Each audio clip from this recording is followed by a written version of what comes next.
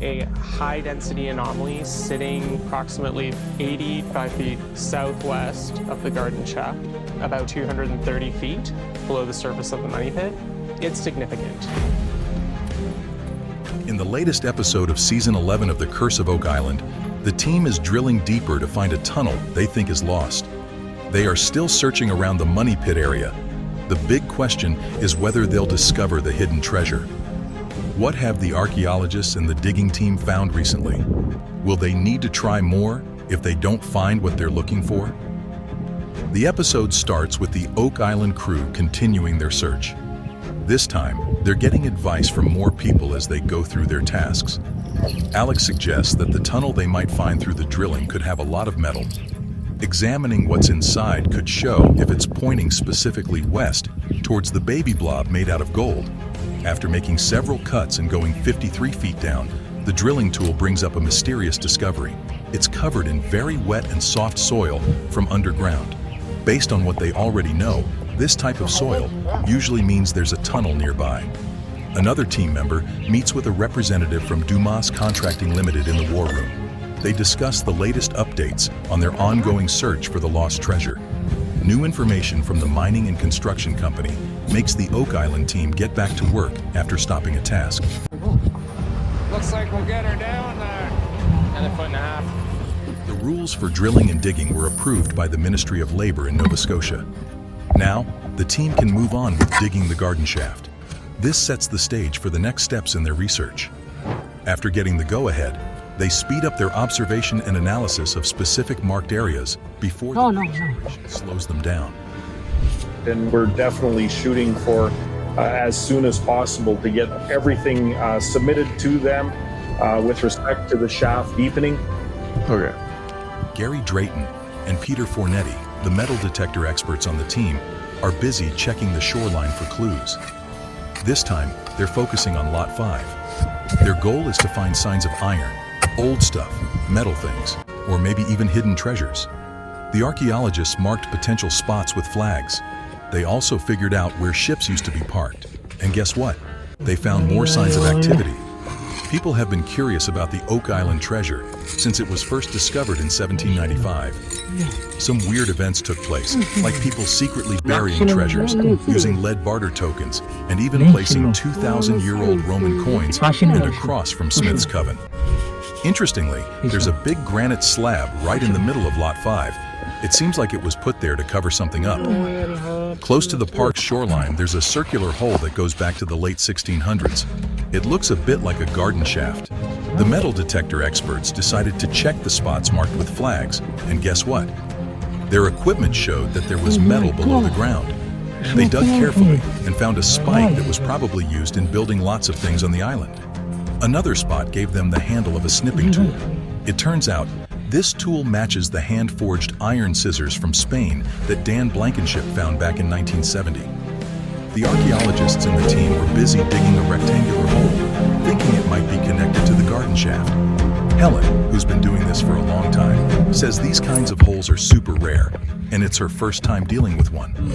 What's interesting is that the foundation of this hole was buried really deep, almost like someone wanted to hide it on purpose. It seems something important happened in Lot 5, and they're doing their best to find any clues. Jack pitched in to help sift through the dirt they dug up from the hole. While they kept drilling about 100 feet into the money pit area for hours, they came across another big discovery in D5N27, close to the tunnel garden shaft. It looks like there might be another structure going towards the east. The wood in this new tunnel seems stronger and healthier, and it's closer to the surface compared to what they were originally looking for. We just hit our target depth. We were looking to hit a tunnel, and what we did hit was approximately 7.5 feet of upright. Around 101 to 95 feet into drilling, the machine pulled up a bunch of wet soil with scattered materials. This not only confirmed the existence of a second tunnel to the east of the garden shaft, but also hinted at more findings. Sadly, they ran out of time, and now it was up to the Dumas Contracting and Irving Contracting teams to step in with their heavy machinery. These companies brought in some serious tools, like 109-ton cranes for lifting heavy material and a 3-ton hammer grab tool. They started putting everything together, while Alex and the rest of the team explored a new area to the east of the garden shaft. They're starting a new drilling operation called C5N27 to check out the recently found tunnel. This tunnel is estimated to be 7.5 feet wide and more than 100 feet deep into the ground. The team wants to drill in a different area. The goal of this C5N27 drilling isn't just to explore the tunnel, but also to build a stronger connection from below the garden shaft, as the Oak Island team wants. They had to work fast because there's a time limit, and some parts of the site can't be checked for safety reasons. While the construction folks did the hard work, some team members were excited about checking out the artifacts found at the Interpretive Center on Oak Island. Carmen Legg, an expert in blacksmithing, was called in to look at what seemed like a snipping tool. He confirmed their guess and explained that the broken part was where the scissors handle was attached to the shear. There's a possible connection found on Lot 5. More bits of ceramic and pearlware were discovered, but this time they're colored white and date back to the mid-1700s. Helen thinks some of the creamware might have belonged to a porcelain teapot, matching historical evidence for that time. Possibly creamware. Considering it's a slightly yellowish tinge to the glaze. Here's the mystery. Why were these ceramics buried? Before Oak Island was revealed in 1762, Charles Morris split it into 4-acre lots for exploration and digging. This makes it tricky to trace where these ceramics came from. The discovery complicates things even more, but they're eager to solve this puzzle. But it looks like the rectangular hole was there before the island was divided, and definitely before they found the money pit. Now they're drilling a hole to the east, called C5N27. They went pretty deep, down to 93 feet, hoping to find something cool.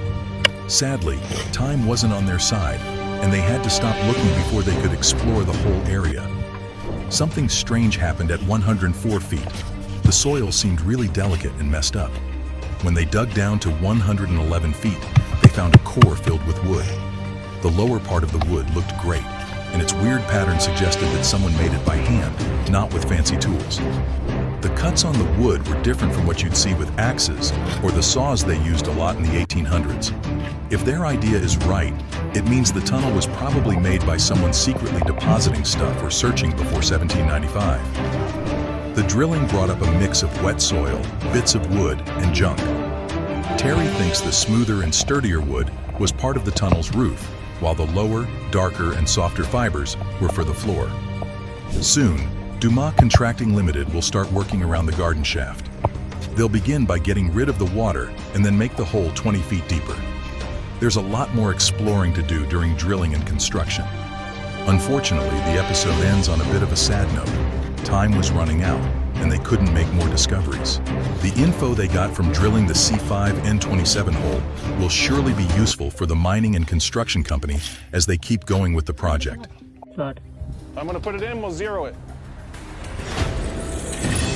Lights are on. There you go. Fans of the Curse of Oak Island are in for a treat in a particular episode where Gary Drayton, the